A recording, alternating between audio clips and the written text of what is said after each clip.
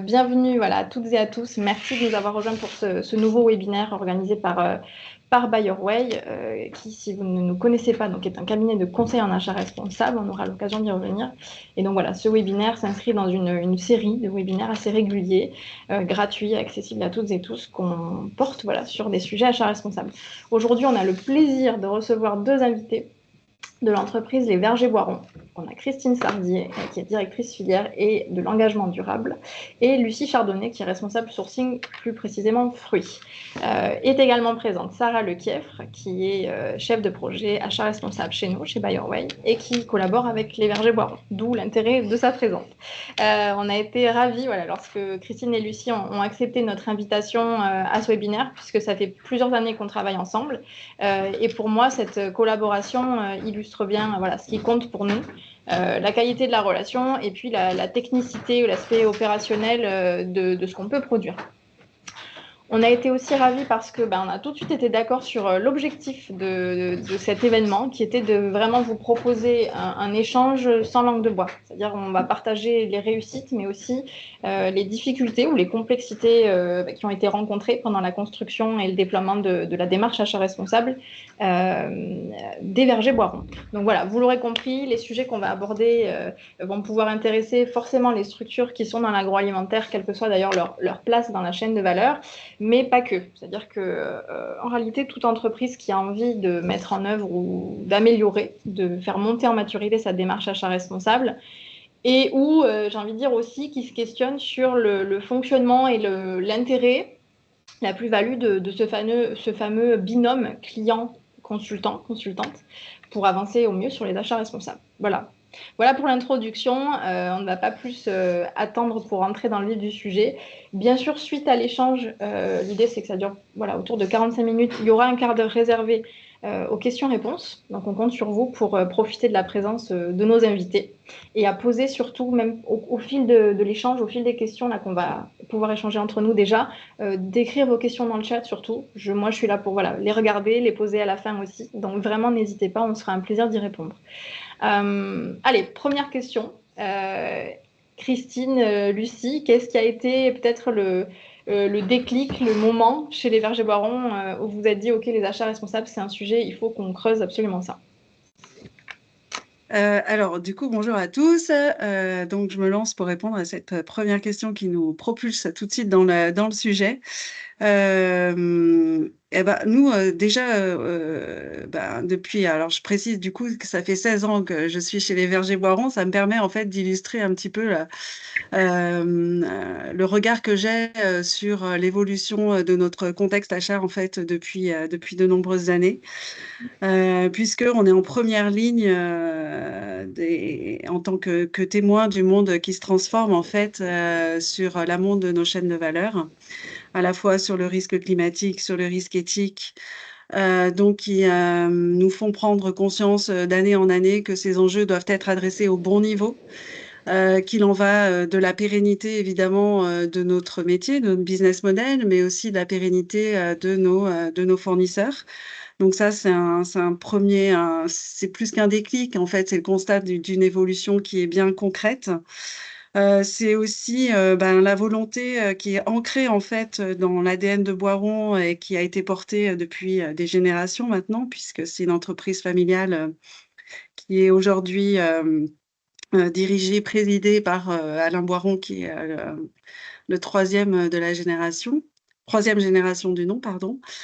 Et qui a vraiment à cœur de pérenniser les relations avec ses fournisseurs, d'avoir des relations équilibrées en fait avec ses fournisseurs. Donc quelque part, on a aussi une base de travail et des fondamentaux qui sont solides en fait et qui nous permettent justement d'actionner une démarche plus formalisée en fait d'achat responsable. Et c'est aussi d'être encore plus en conscience en fait de ce qu'on soutient à travers notre acte d'achat. Donc ça, c'est vraiment le contexte général. Et puis, il y a eu aussi notre participation à la CEC, donc en 2021, je crois, les années passent vite. Donc la CEC, pour ceux qui ne connaissent pas, c'est la Convention des entreprises pour le climat. qui est une initiative privée portée par un ancien cadre du groupe Michelin, qui a souhaité en fait qui a souhaité créer un collectif d'entreprises qui souhaitait faire advenir d'autres modèles économiques en fait. Et donc ce parcours auquel nous avons participé a été vraiment fondateur aussi dans dans notre démarche RSE au sens large. Et du coup, ça nous a permis d'actionner pas mal de diagnostics, pas mal de T0 en fait, sur lesquels prendre appui. Et donc, sachant que nos filières et notre amont agricole représentent un enjeu majeur, en fait, ça a été en fait quelque part, enfin, les achats ont représenté quelque part un projet pilote en fait dans notre démarche RSE. D'accord. Ok. Et vous avez parlé effectivement de l'aspect équilibré des relations. Ça, c'est un sujet qui est au cœur des achats responsables. On y reviendra un petit peu plus tard. Donc voilà, il y a eu effectivement ce contexte et créé un déclic du coup plutôt plurifactoriel, on va dire. Ouais. Est-ce que pour autant il y a eu un objectif premier quand vous avez commencé? On sait que souvent il y a aussi un petit peu cette crainte de se lancer, de commencer quelque part, de peut-être se tromper aussi. Donc voilà, est-ce qu'il y a eu un objectif premier quand vous avez commencé à travailler sur l'axe achat responsable? Et est-ce que ça a été aussi une évidence de se faire accompagner ou pas tout de suite? Pourquoi vous avez choisi finalement de vous faire accompagner aussi à ce moment-là? Lucie, je ne sais pas si tu veux répondre. Oui, je vais répondre. Bonjour à tous. Alors, sur cette partie-là, comme le disait Christine, on a déjà finalement, on avait des choses qu'on savait faire, qu'on faisait par notre ADN, mais on avait besoin d'avoir un point de vue extérieur sur justement où est-ce qu'on se situe, quelles sont nos forces, quelles sont nos faiblesses, pour pouvoir ensuite réussir à mieux formaliser notamment nos points forts et comment on peut aborder les choses avec nos fournisseurs. Donc c'était vraiment une étape de structuration de cette démarche. Et puis se rendre compte aussi de ce qui nous reste, de ce qui nous restait à faire, de ce qu'il fallait consolider, de ce qu'il fallait voilà, prendre de la hauteur par rapport à ce que l'on fait au quotidien. Donc cet accompagnement, il était vraiment important pour nous, à la fois dans une phase de diagnostic et puis aussi dans un autre point, c'est que nous, aujourd'hui, aux achats, on a besoin de travailler sur nos outils, mais on a aussi tout notre aspect opérationnel, c'est-à-dire que on a notre rythme au quotidien, de suivre les récoltes, de travailler avec nos fournisseurs, de réaliser nos achats de manière plus opérationnelle. Et donc, avoir cet appui extérieur nous a permis vraiment de donner du rythme au projet, de structurer la démarche et de faire avancer les choses de manière intentionnelle et régulière. Et de tenir justement ce timing-là, sinon en fait on peut aussi être vite absorbé par nos actions plus opérationnelles et puis mettre ça dans un deuxième temps, alors que c'est quelque chose de fondamental pour ensuite pouvoir déployer les choses vis-à-vis de nos fournisseurs. Et puis, je rajouterais à ça, c'est que ça, excuse-moi, ça rassure. En fait, je trouve que ça donne confiance. Parce qu'en fait, c'est des questions sensibles, en fait. Quand on parle d'achat responsable, on va toucher des sujets sensibles sur lesquels on a vite des doutes et beaucoup de questions qui s'ouvrent. Et bénéficier d'une expertise, ça nous permet justement d'avancer en confiance, de déminer à chaque fois ces questions-là. Pour pouvoir vraiment avancer et pas s'enliser, en fait. Donc pour moi, ça légitime la démarche et ça donne confiance. Alors même qu'au début, il y avait peut-être une réticence initiale. Je trouve ça intéressant qu'on en parle aussi, peut-être. Ouais, je te rejoins totalement, Christine, sur le sujet de la confiance et c'est ce que tu dis, Marie-Claire. C'est nous aussi, en tant que cabinet de conseil, comment on arrive à nouer un certain lien, déjà de faire ses preuves, parce que je sais que tout conseil se vaut pas forcément non plus, malheureusement. Donc il y a un peu ce sujet de comment est-ce qu'on vous rassure sur la partie expertise, tout en n'arrivant pas non plus avec une posture qui permet pas l'adaptation à votre contexte. Il y avait un vrai sujet aussi du fait des forces qui étaient peut-être un peu originales par rapport à votre contexte et qui pour autant méritaient d'être valorisées. On serait passé à côté si on avait eu une grille un peu trop standardisée. Et il y avait a aussi tout un sujet, et je pense que c'est ressorti aussi dans ce que tu dis, Lucie, de prise d'autonomie de votre part. Il fallait vraiment que vous ne soyez pas dépendant de nous, qu'il n'y ait pas un lien qui fasse qu'après, pour toute la partie de déploiement de la démarche, vous soyez en fait complètement dépendant de nous et pas en capacité de l'opérer vous-même en parallèle de tout votre quotidien. Et donc l'idée, ça a été ça, ça a été avec le diagnostic. Donc nous, ce qu'on réalise habituellement, c'est effectivement tout un sujet d'analyse documentaire, d'entretien avec différentes personnes, pas du tout que les achats, parce qu'on sait que les achats sont en lien avec d'autres postes, type l'offre, la qualité chez vous, même la direction. Donc il y avait vraiment un sujet de voir tout le monde, de faire un 360. Et puis après, de pouvoir vraiment cibler les bonnes priorités, c'est-à-dire d'aller encore plus loin dans les forces que vous aviez, et puis d'aller cibler des chantiers, et donc de le timer, comme tu disais très bien, Lucie, avec l'atelier feuille de route, quoi.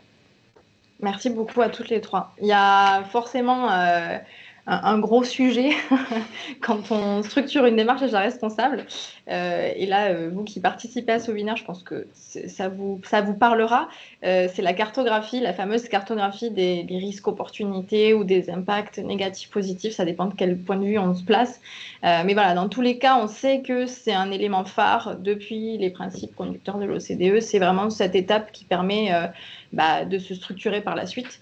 Et donc là, côté Verger-Boiron, la question c'était comment est-ce que vous avez décidé de vous atteler à ce gros sujet-là, voilà. Du côté de votre équipe, en tout cas, il y avait vraiment déjà de la connaissance sur le secteur agroalimentaire aussi du fait de vos expertises en tant qu'acheteur aussi, où vous aviez cette connaissance d'agronomie, etc. Et puis aujourd'hui, honnêtement, tout ce qui est les risques RSE, les enjeux RSE du secteur agroalimentaire, ils sont quand même vraiment connus. Nous, d'un commun accord, on avait quand même décidé d'aller à une granularité plus fine, parce que si on reste vraiment sur du macro en agroalimentaire, entre guillemets, on a tendance à dire tout est rouge, il y a tous les risques qui ressortent. Maintenant, l'idée, c'est vraiment de prioriser. Et pour prioriser, c'est pour ça qu'on était descendu en fait à la granularité du binôme fruits-pays, parce que oui, il y a tous les risques qui peuvent ressortir en agroalimentaire, mais c'est pas du tout les mêmes qui ressortent selon la zone de culture, la région, et selon la culture, le fruit. Et donc c'est comme ça que nous, on avait en tout cas décidé, Christine, Lucie, d'aller sur cette partie-là vraiment. C'est vrai, pour compléter la complexité que beaucoup ont, hein, finalement. Alors, on trouve toujours que c'est toujours plus compliqué pour nous, mais ça l'est pour tout le monde. C'est d'avoir un portefeuille d'achat très diversifié dans l'univers fruits.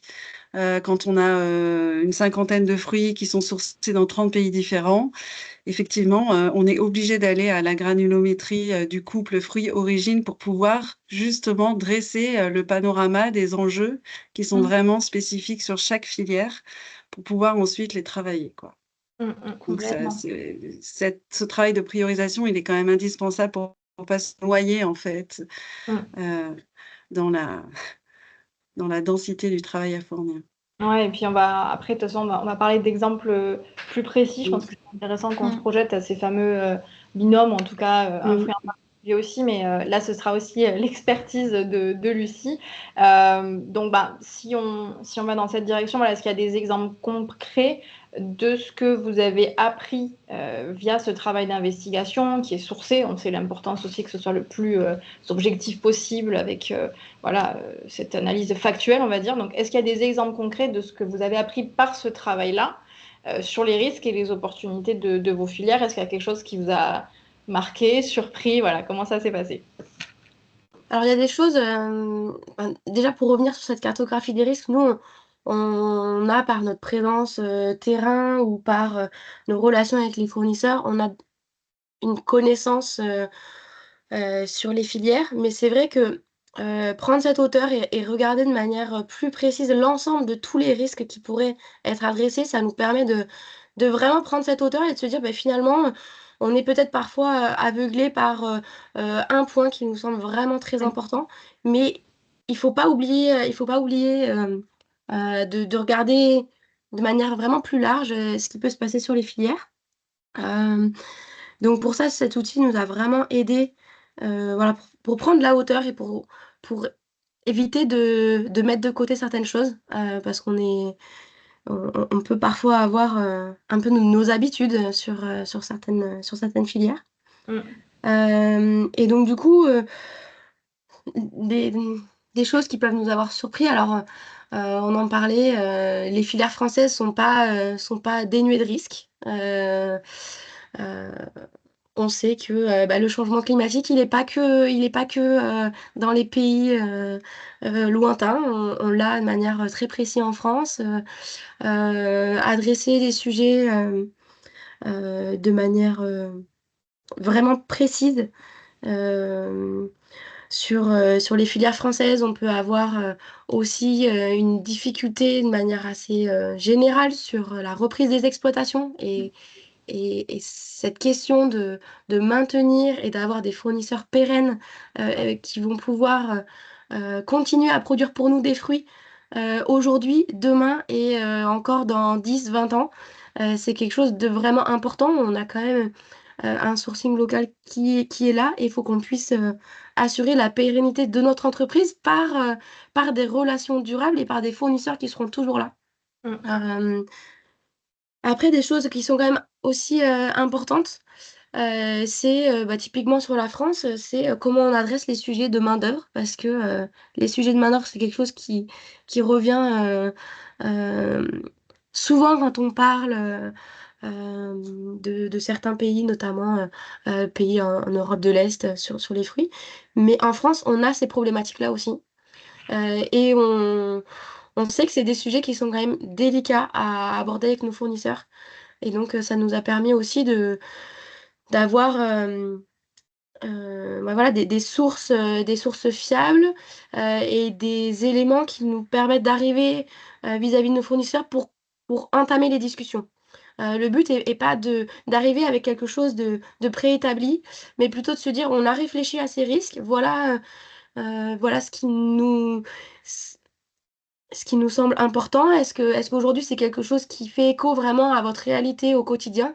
Et comme ça, ça nous permet d'ouvrir la discussion et d'essayer d'aller plus loin sur comment on peut adresser ces enjeux.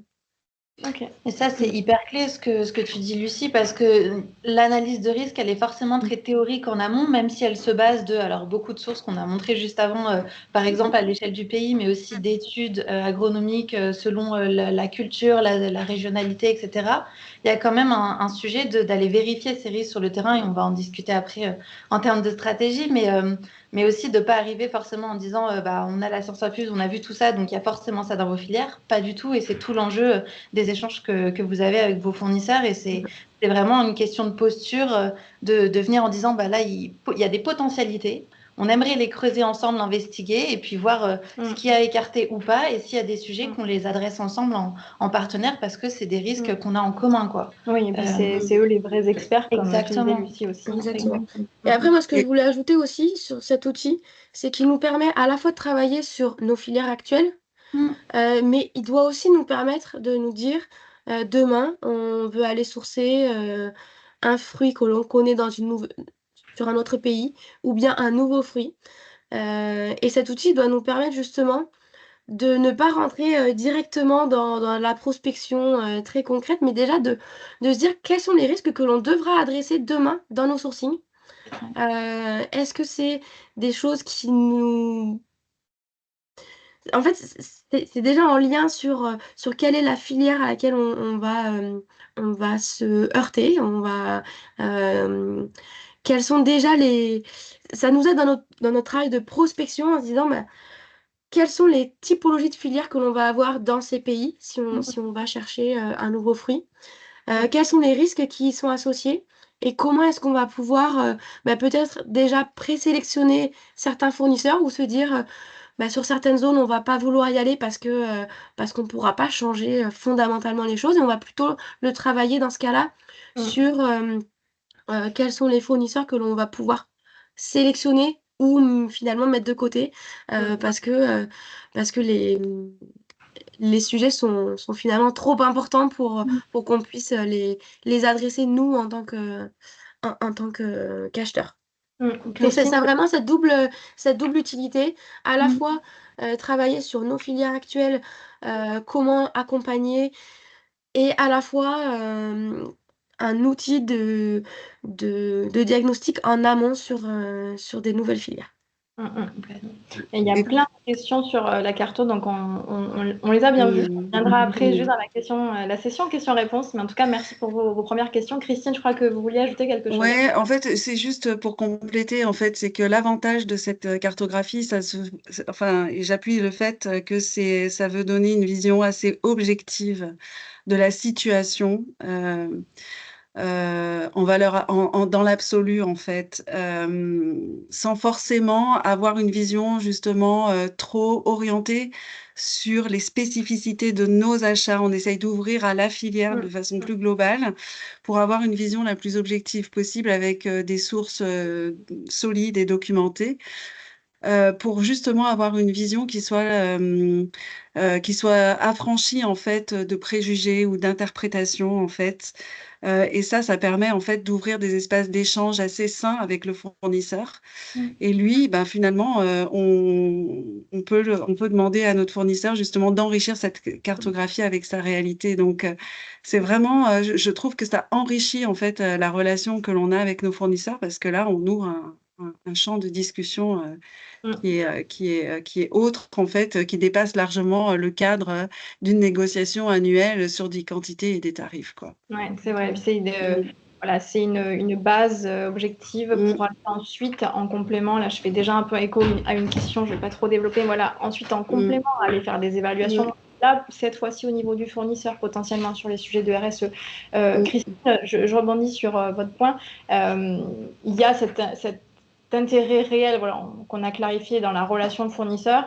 Est-ce qu'il y a aussi un lien entre la cartographie et la fameuse mise en conformité avec notre douce directive CSRD? Oui, évidemment. Alors, c'est vrai que la CSRD, c'est quelque chose qui arrive à grands pas et qui fait un grand bruit en ce moment. Alors, nous, notre taille d'entreprise fait qu'on est nouvellement en fait soumis à du reporting extra-financier. Donc, ça nous oblige à rentrer dans un univers encore méconnu. Mais on a fait le choix effectivement de s'emparer de ce sujet à bras-le-corps et aussi d'en faire un levier pour activer pas mal de choses dans notre stratégie RSE de façon plus globale.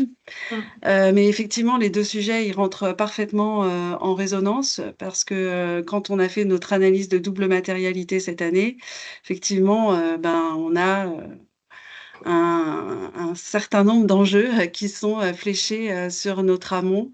Donc, effectivement, tous les sujets qui sont abordés à travers l'analyse de risque sont de nature, finalement, à nous donner de la matière, en fait, pour le reporting CSRD. Donc, effectivement, ça se match extrêmement bien. Ok, merci beaucoup. Et en parallèle, la CSRD nous permet aussi de voir si on a des angles morts, en fait, dans notre diagnostic. Donc, en fait, les deux, justement, se nourrissent l'un l'autre. C'est assez intéressant. Peut-être un complément de réponse point de vue conseil, comme ça, Sarah. Nous, c'est aussi quelque chose qu'on voit de toute façon chez beaucoup de nos clients qui, pareil, sont nouvellement soumis avec ce sujet de bon, là, je vais m'attaquer à la double matérialité, mais on a déjà travaillé ensemble sur certains sujets. Comment est-ce que je peux utiliser ce qu'on a déjà?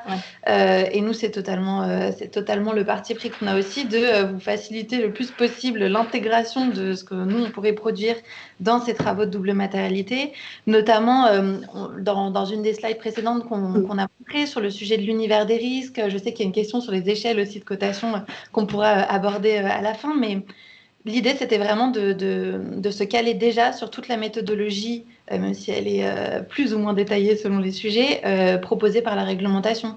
L'univers des risques, finalement, il a peu évolué parce qu'on était déjà assez fourni et exhaustif en 2022.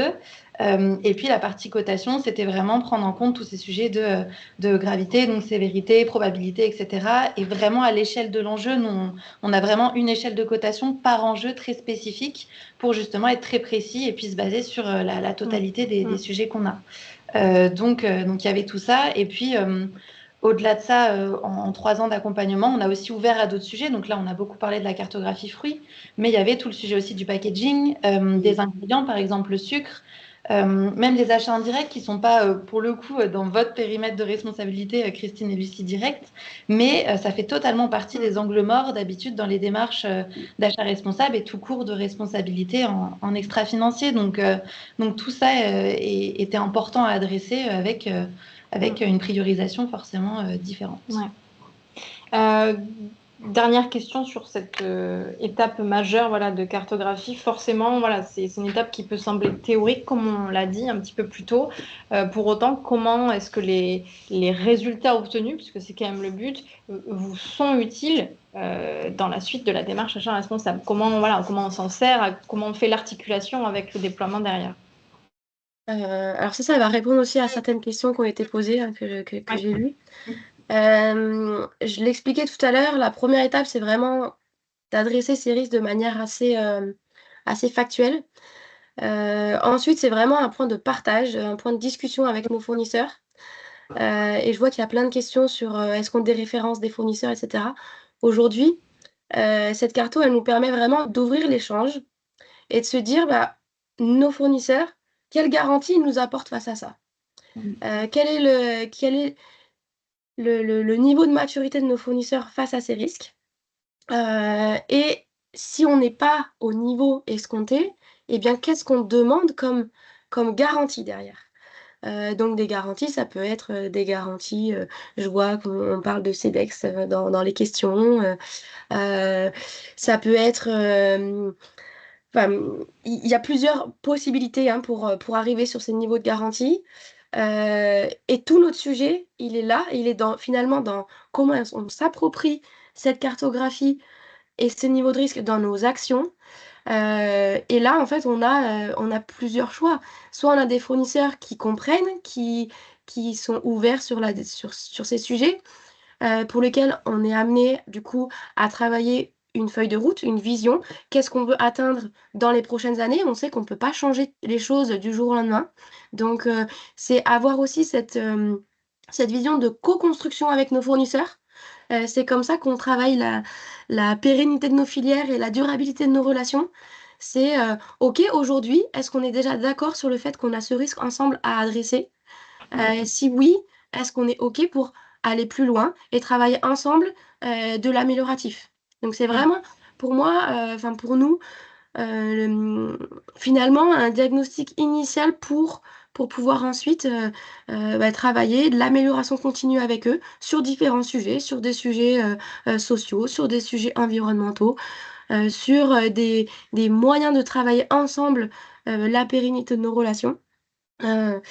Et donc, c'est un moment d'échange. Si on a et dans nos portefeuilles, on a, alors, chez Boiron, on a, je crois, en moyenne 12 ans de relation avec nos fournisseurs. Donc on essaye vraiment de travailler en accompagnement et en co-construction. Il faut avoir en tête que parfois, oui, on peut avoir des fournisseurs qui peut-être ne seront pas au niveau et peut-être ne seront pas volontaires pour aller sur ces programmes d'accompagnement ou d'amélioration. Et dans ce cas, eh bien, il faut qu'on puisse avoir la discussion ouverte et ça veut dire travailler progressivement sur du référencement d'autres fournisseurs. Mais aujourd'hui, c'est assez peu le cas finalement. Quand on présente les choses à nos fournisseurs, on est là aussi pour se dire, on est en mesure de vous accompagner sur l'atteinte et l'amélioration continue sur ces sujets-là.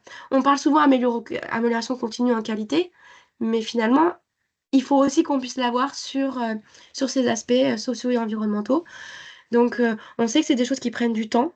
Et donc, c'est du déploiement pendant nos visites, pendant nos audits, pour adresser ces sujets. Alors, on démarre notamment des projets, notamment sur la partie agricole. Donc, c'est des projets de longue haleine, c'est des projets vraiment de long terme. Et on ne peut pas demander aux gens de travailler du jour au lendemain sur des switches aussi importants. C'est quelque chose qui doit se faire dans la durée. Pour ça, nous, notre rôle, c'est d'apporter de la vision et de voir si on arrive à construire ce partenariat. Et donc, du coup, un socle essentiel, c'est d'avoir un bon partenariat avec nos fournisseurs. Et c'est là où finalement on arrive aussi un petit peu je vais pas dire à faire le tri, mais de se dire: «Il faut qu'on continue à renforcer les choses avec eux, sinon on ne pourra pas construire des choses, plus, Sur le long terme. plus complexes sur le long terme». Ouais. Christine? Oui, en fait, pour, compléter ce que dit Lucie, c'est vrai que c'est des sujets qui s'engagent sur le long terme, qui vont nécessiter dans certains cas des transitions. Donc il y a 2 choses. Il faut beaucoup d'humilité sur ces sujets, parce que, comme je le disais tout à l'heure, il y a pas mal de sujets sensibles, donc il faut les aborder aussi avec, beaucoup d'humilité parce que, changer le monde, c'est pas, on peut pas le prendre sur nos épaules, donc en fait, il faut aussi, bien mesurer l'action et le pouvoir d'influence que l'on a aussi sur les filières. C'est pour ça qu'en fait, on priorise aussi, il y a tout un exercice de priorisation à l'issue du diagnostic, qui va tenir compte effectivement, du poids que représente le fruit dans notre portefeuille achat, du nombre de points rouges qui s'allument, dans le diagnostic, mais aussi de la réceptivité aussi de nos partenaires pour pouvoir engager en fait des actions.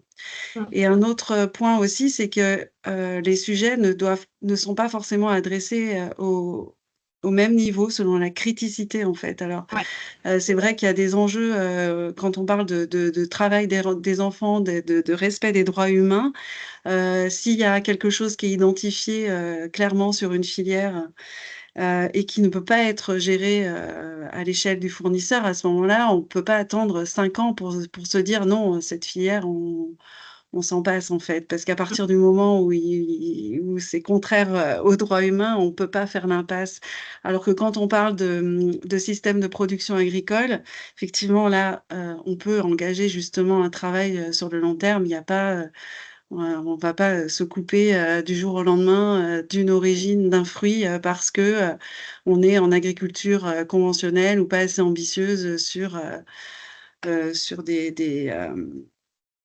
des pratiques agricoles. Ouais. Sarah, tu voulais compléter sur le process peut-être qui a été mis en place justement après la carto? Merci Oui, déjà bah, pour c'est exactement ce que Christine et Lucie disent, hein. C'est vraiment le sujet c'est presque une vision en entonnoir en fait sur les différentes étapes de la cartographie. Ça permet de cibler les priorités, du coup, qui vont être adressées pendant les échanges informels que vous avez avec vos fournisseurs, et notamment, on l'a vu tout à l'heure avec votre charte qui permet de synthétiser des attentes que vous avez envers vos fournisseurs, mais surtout aussi les exigences que vous mettez vous-même aussi dans la relation.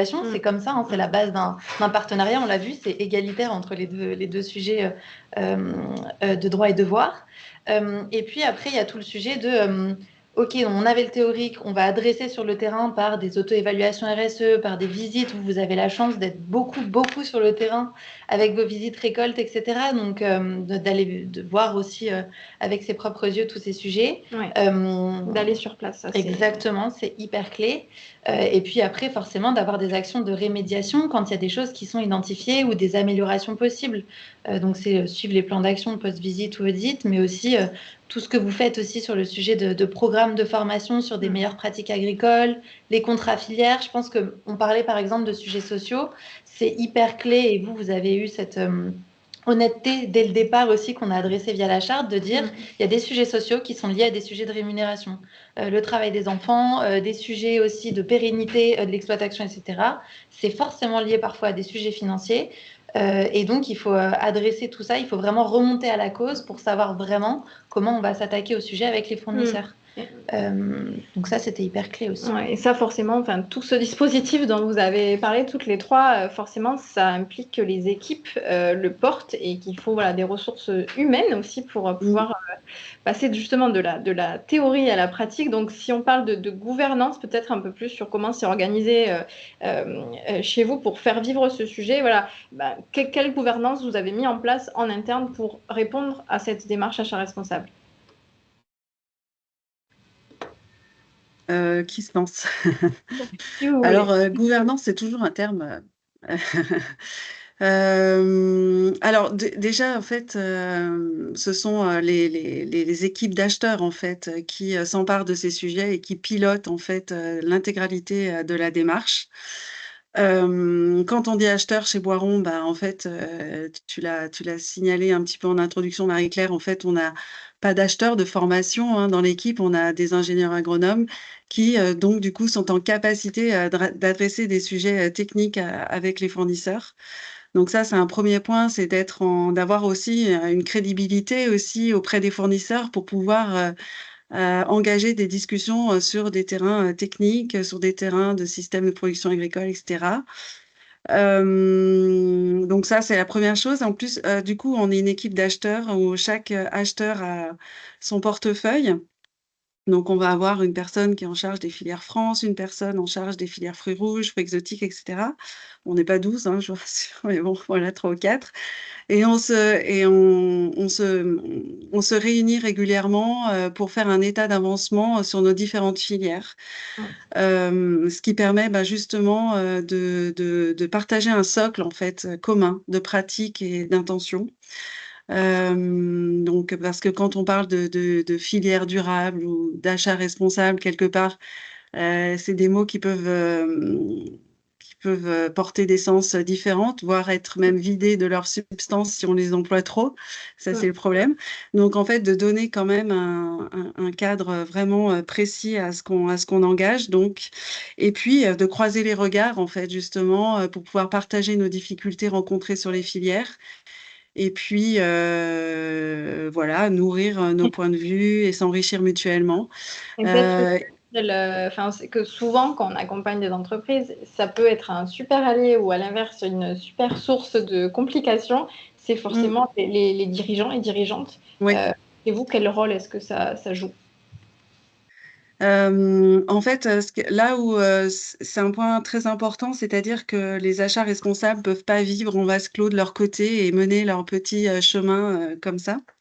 Parce qu'en fait, tout ce qu'on engage au niveau des filières, tout ce qu'on engage au niveau de nos achats va impacter en fait, vraiment, potentiellement, nos prix d'achat, évidemment. Si on veut être sur du mieux-disant, arrive un moment où il faut, parler d'incentive, prix auprès de nos fournisseurs. C'est des démarches si on a des démarches certifiantes, forcément, ce sont des matières qui sont un peu plus chères. Mm. Donc ça peut, fortement impacter, notre coût de revient. Et puis ça peut aussi, changer, l'identité même, gustative, de nos produits. Ça peut changer l'identité de notre offre. Et puis quelque part, si, effectivement c'est une démarche, qui entre guillemets, «financièrement coûte», même si effectivement on a conscience qu'on va dans la bonne direction parce que c'est une condition de pérenniser, notre modèle d'affaires. Il faut quand même le valoriser et quelque part, enrichir notre proposition de valeur de tout ce qu'on fait au niveau de nos filières. Oui. Ça veut dire qu'il faut beaucoup travailler, en interne avec, les équipes de développement, produit, et de marketing et de communication pour Mm. pouvoir justement, avoir une stratégie d'offre, hein, qui soit juste alignée en fait avec, cette stratégie filière. Mm, mm, mm. Donc aujourd'hui, c'est vrai que c'est la stratégie filière quelque part qui a donné l'impulsion en fait à ce mouvement. J'imagine que dans d'autres sociétés, la stratégie d'offre, est peut-être plus un driver, je sais pas, enfin ça peut marcher dans les 2 sens.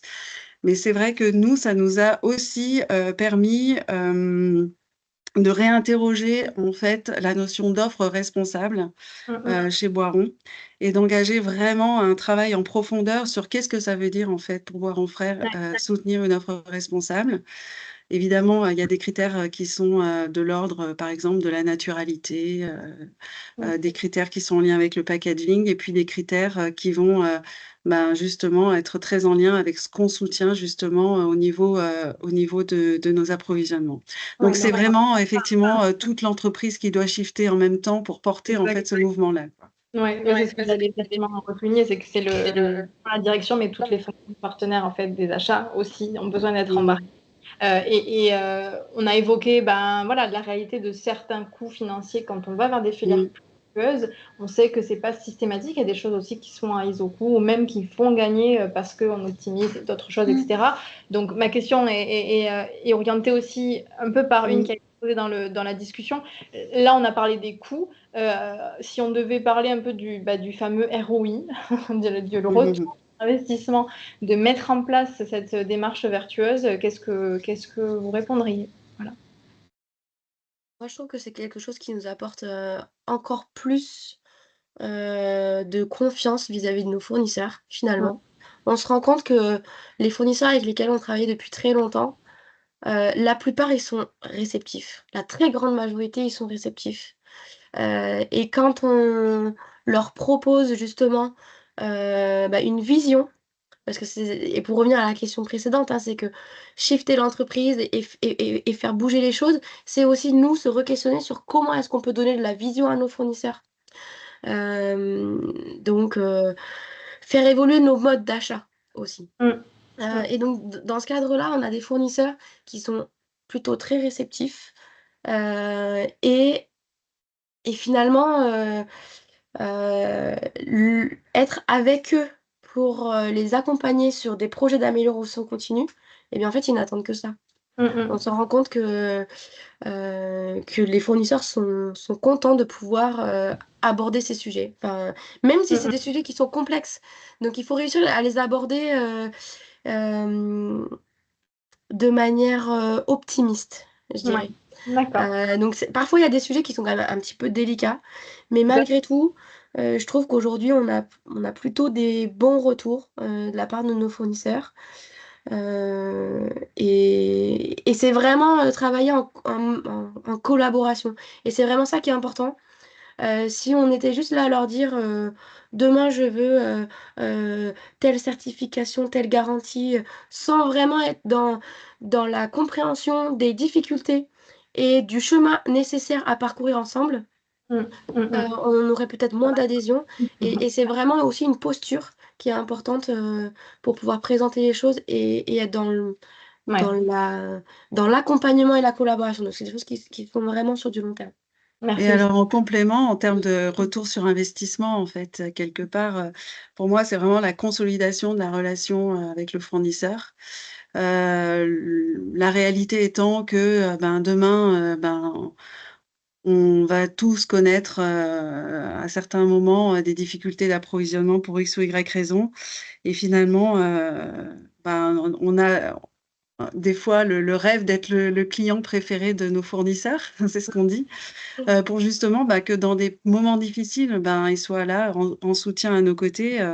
On l'a vu d'ailleurs à certains moments de notre histoire récente pendant le Covid, où on a été vraiment soutenu par nos fournisseurs quand on a dû fermer l'usine et stopper net les approvisionnements sur des cadencements qui étaient déjà préétablis. Donc en fait, voilà, je pense que ça se joue à cet endroit-là aussi. On dit souvent, c'est faire en sorte que nos fournisseurs nous choisissent finalement, choisissent de travailler avec nous. Et dans les fruits, chaque année, il y a une récolte qui est mauvaise. Et donc, c'est ça aussi, c'est construire des partenariats forts aussi grâce à ces sujets, comprendre leurs difficultés et travailler ensemble sur ces sujets. Ça permet aussi que dans les années compliquées, eh bien, finalement, ils choisissent aussi d'être à nos côtés parce qu'on leur a donné la vision et qu'on leur a donné les conditions pour être là encore demain. Oui, et puis là, on parle de l'agroalimentaire, mais en réalité, nous, c'est quelque chose qu'on voit dans peu importe le secteur qu'on accompagne. Pas si Sarah, tu souhaites finir de répondre à cette question, mais c'est fondamental. Si, complètement. Et puis, c'est une question qui revient souvent. À chaque fois, avant de se lancer, on dit oui, mais quel va être le ROI de cette démarche? C'est vraiment la question sur toutes les lèvres. Il y a un peu ce sujet aussi de dépasser le prix d'achat. Par exemple, parfois, quand les gens peuvent avoir ça en tête quand ils posent cette question. Et nous, ce qu'on défend beaucoup, c'est tout ce qu'on appelle le coût complet aussi quand on parle des achats, dans le sens où d'aller travailler sur des sujets environnementaux ou sociaux, ça se voit peut-être un peu plus avec l'agroalimentaire parce qu'on se dit, si j'ai des meilleures pratiques, peut-être que du coup, au niveau de récolte, j'aurai des meilleurs rendements. Donc, il y a peut-être des choses qui se jouent là-dessus, mais même d'un point de vue social, par exemple, avec vos transformateurs en usine, il y a ce sujet aussi de quand on traite mieux le personnel, il y a moins de défauts, il y a moins d'accidents santé-sécurité, il y a plein de choses en fait qui font que même dans la production tout court, il va y avoir des retours. Donc sans forcément partir sur un chiffre, tout court en termes de bonnes pratiques, il y a souvent des choses très bénéfiques qui ressortent et qui peuvent avoir un impact direct après sur la livraison, sur le prix, etc. Et la santé économique même des fournisseurs. Exactement. On sait qu'il y a des dizaines de milliers de faillites par an. Je prends un pays proche de nous comme le Royaume-Uni, de petites boîtes parce que les délais de paiement ne sont pas respectés par les clients, par exemple. Donc voilà, c'est vraiment plurifactoriel. pour clôturer ce sujet et vous poser la dernière question, vu que voilà, je tiens à garder du temps pour les questions-réponses. Un des ROI, c'est celui qu'on a à l'écran. C'est aussi le fait de pouvoir, voilà, Christine, parler de positionnement de marque, de repenser la manière dont on travaille, dont on valorise aussi qui est l'entreprise et qu'est-ce qu'elle fait. Là, clairement, un ROI, c'est aussi celui, voilà, de ce qu'on peut en dire en externe, de ce qu'on peut valoriser. La fierté collaborateur aussi, mais en tout cas, voilà, en termes de lien avec le client, de valoriser cette démarche vertueuse pour en faire aussi un argument différenciant. Voilà. Et donc, pour finir, la question ouverte, après, comme on l'a dit, plusieurs années à travailler sur ce sujet achat responsable, quels conseils est-ce que vous souhaiteriez donner à des entreprises qui débutent ou qui sont voilà, en cours de structuration de démarche achat responsable? Est-ce qu'il y a un enseignement clé que vous aimeriez partager? Alors, il y en a plusieurs. En fait, là, aujourd'hui, on témoigne et pourtant, on a le sentiment de n'être qu'au début du chemin. Voilà, c'est ça qu'on veut partager aussi, c'est qu'on n'est jamais arrivé au bout de ces sujets. Et qu'effectivement, je parlais tout à l'heure d'humilité, ben ouais, cette humilité, elle est nécessaire pour se dire que on actionne des choses qui vont prendre du temps, que les passages à l'échelle sont longs quand on parle d'agriculture notamment. Mais l'essentiel, c'est de créer en fait cette dynamique-là, en fait. Ça, c'est vraiment important. Et puis, d'avoir des quick wins aussi, ça c'est valable dans n'importe quelle démarche, mais il y a certaines filières qui sont pas forcément très significatives en volume, sur lesquelles on peut actionner des choses plus facilement. Et ben, faut pas s'en priver parce que ça donne confiance, parce que ça crée le mouvement en fait. Donc ça c'est important. Et puis quelque chose d'important aussi, parce qu'on n'a pas, enfin je sais pas si on va parler un peu des difficultés quand même aussi en lien avec ça. C'est un chemin qui est semé d'embûches, hein. Tout à l'heure on parlait de la stratégie d'offre. Eh bien en fait faut s'armer de patience parce que quelque part c'est des discussions qui ne sont pas simples. Ça nécessite parfois de remettre en question certains fondamentaux de la marque, dans les choix d'innovation, dans les postures aussi et dans ce qu'on défend en termes d'offres produits. Donc, il y a un chemin qui est vraiment à construire aussi avec les équipes pour pouvoir faire bouger les lignes. Donc, en fait, il faut énormément de patience. Mais je crois qu'en fait, c'est rendu possible parce qu'on a des convictions fortes et derrière ces convictions fortes, il y a de la sincérité et ça, c'est important aussi, à la fois en interne, parce que ça nous rend solide, cette sincérité, et puis aussi vis-à-vis de nos fournisseurs. Très bien. Merci beaucoup. On retiendra patience, humilité, mais aussi courage de voilà, se lancer. Et autre chose aussi, c'est on a beaucoup parlé aussi du grand écart que l'on fait en tant qu'acheteur, et je pense que s'il y a des acheteurs aujourd'hui, en fait, ils savent très bien de quoi on parle. C'est le grand écart entre les sujets très opérationnels et puis les sujets hyper stratégiques, ceux dont on parle aujourd'hui. Donc ça demande quand même une élasticité importante. Et puis, ça demande aussi de bien... de- c'est en ça où l'accompagnement, il est quand même intéressant, c'est parce que ça nous permet justement de nous extraire de l'opérationnel et d'y consacrer le temps nécessaire. Mais ça traduit aussi une très grande évolution du métier d'acheteur, en fait. Donc ça, c'est vraiment...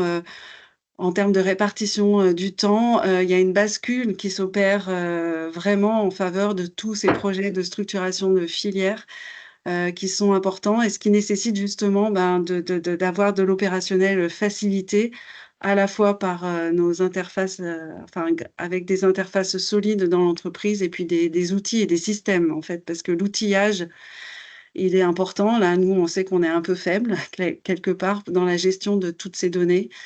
Et ça, c'est un point important Un aussi. gros challenge, ouais, pour tout le monde. Merci beaucoup. Sarah ou Lucie, est-ce que vous voulez ajouter un petit quelque chose ou on passe aux questions-réponses? Je voudrais garder du temps. Voilà, bon, super, merci. Il y a Nora, il y a beaucoup de questions, donc c'est super, on va pouvoir continuer à discuter. On souhaitait clôturer ces quelques slides, évidemment, en vous disant un mot sur BuyerWay. Donc, vous l'aurez compris, grâce à Christine et Lucie, voilà, on accompagne les structures, tous secteurs confondus, de la très petite à la très grande, sur ces sujets d'achat responsable, d'où je pars, de où je vais, et comment je me structure, comment surtout aussi je déploie avec le mot qui vient d'être employé, les bons outils, pour que tout ce langage RSE qui parfois semble un peu abstrait devienne du très concret dans les mains des personnes qui sont amenées à acheter ou à participer à un acte d'achat. Et forcément pour ça, il y a aussi tout un énorme pan de formation. Et c'est pour ça que BuyerWay est aussi un organisme de formation agréé. Donc on vous remercie très chaleureusement d'avoir été présente. Et on va pouvoir passer à la session questions-réponses.